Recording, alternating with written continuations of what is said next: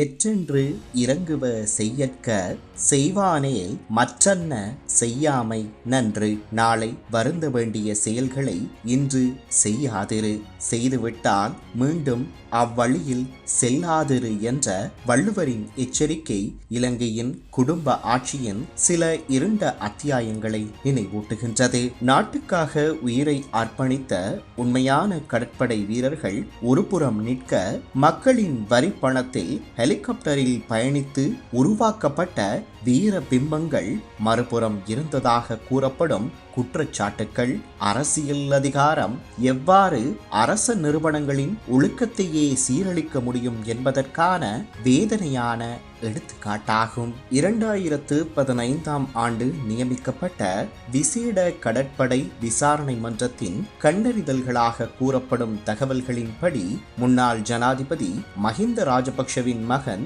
யோஷித ராஜபக்ஷவின் கடற்படை வீரனாகும் பயணத்தின் தொடக்கத்திலிருந்தே பல்வேறு கேள்விகள் எழுந்தன. கெடட் அணியில் சேர்வதற்கான அடிப்படை தகுதிகள் பூர்த்தி செய்யப்பட்டதா என்ற சந்தேகங்களும், அதனை உறுதிப்படுத்தும் கல்வி ஆவணங்கள் காணாமல் போயிருந்ததாக கூறப்படும் குற்றச்சாட்டுகளும் சட்டம் அனைவருக்கும் சமமா என்ற அடிப்படை கேள்வியை எழுப்பின.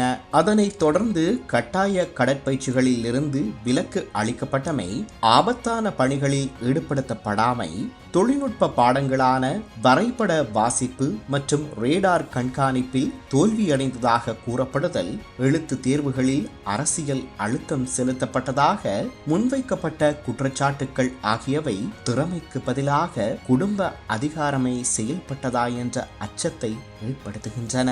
மற்ற கேடட்கள் கடுமையான ஒழுக்க வாழ்க்கையை வாழ்ந்தபோது யோஷித ராஜபக்ஷவுக்கு தனிப்பட்ட பங்களா வசதி, விசேட நீர் விநியோகம், பயிற்சியாளர்களையே தனிப்பட்ட உதவியாளர்களாக பயன்படுத்துதல், முகாமிற்குள்ளேயே ஜனாதிபதி பாதுகாப்பு பிரிவு பாதுகாப்பு, மக்களின் வரி பணத்தில் ஹெலிகாப்டர் பயணங்கள் போன்ற சலுகைகள் வழங்கப்பட்டதாக கூறப்படும் குற்றச்சாட்டுகள் இராணுவ ஒழுக்கத்திற்கும் சமத்துவத்திற்கும் எதிரான சின்னங்களாக பார்க்கப்படுகின்றன. ரக்பி போட்டிகளுக்காக வீரர்களின் விடுமுறைகள் ரத்து செய்யப்பட்டு அவர்களை கட்டாயப்படுத்தி ஆதரவாளர்களாக அழைத்து செல்லப்பட்டதாக கூறப்படுவதும் அதே அதிகார மனநிலையே பிரதிபலிக்கிறது. இவற்றையெல்லாம் விட அதிக வேதனையை ஏற்படுத்துவது, வடக்கு கடற்பரப்பில் உண்மையான போரில் வீரர்கள் ரத்தம் சிந்தி கொண்டிருந்த வேளையில் அரசியல் விளம்பரத்திற்காக போலி சமர் காட்சிகள் அரங்கேற்றப்பட்டதாக கூறப்படும் குற்றச்சாட்டுகளாகும். போர்க்களத்தில் இருந்த தாக்குதல் படகுகள் திருப்பி அழைக்கப்பட்டு பாதுகாப்பான கடற்பரப்பில் கேமராக்களுக்காக வீரத்தை காட்சிப்படுத்தும் நிகழ்ச்சி நடத்தப்பட்டதன் நோக்கம், மஹிந்த ராஜபக்ஷவின் மகனை போர் வீரனாக சித்தரிக்கும் அரசியல் பிரசாரத்தை உருவாக்குவதாக இருந்தது என கூறப்படுகின்றது. உண்மையான வீரர்களின் இரத்தத்தை பின்னணியாக கொண்டு அதிகாரத்தின் வாரிசுகளுக்கு புகழ் உருவாக்கப்பட்டதாக மக்கள் நம்பத் தொடங்கிய தருணமே அந்த ஆட்சியின் தார்மீக வீழ்ச்சியின் தொடக்கமாக அமைந்தது. பின்னர் பணி நீக்கம், அரசியல் தலையீட்டின் மூலம் மீள் நியமனம், திருமண நிகழ்வில் கடற்படை சீருடை அணிவதற்கும் வாழ் மரியாதை செய்வதற்குமான விசேட ஏற்பாடுகள் செய்யப்பட்டதாக கூறப்படும் சம்பவங்கள் அதிகாரம் சட்டத்தையே வளைத்துக் கொள்ளும் கலாசாரத்தின் ஆழத்தை வெளிப்படுத்துகின்றன. இது யோஷித்த ராஜபக்ஷவை பற்றிய கதை மட்டுமல்ல, ராஜபக்ஷ குடும்ப அரசியலின் இயல்பை பற்றிய அரசியல் எச்சரிக்கை.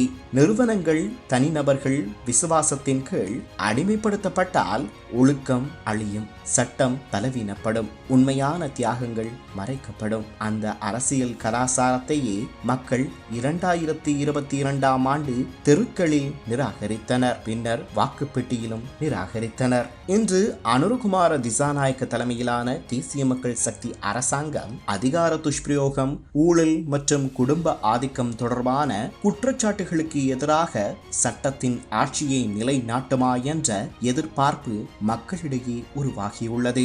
அரசியல் பழிவாங்கல் அல்ல, உண்மையான பொறுப்பு கூறலே மக்களின் கோரிக்கை.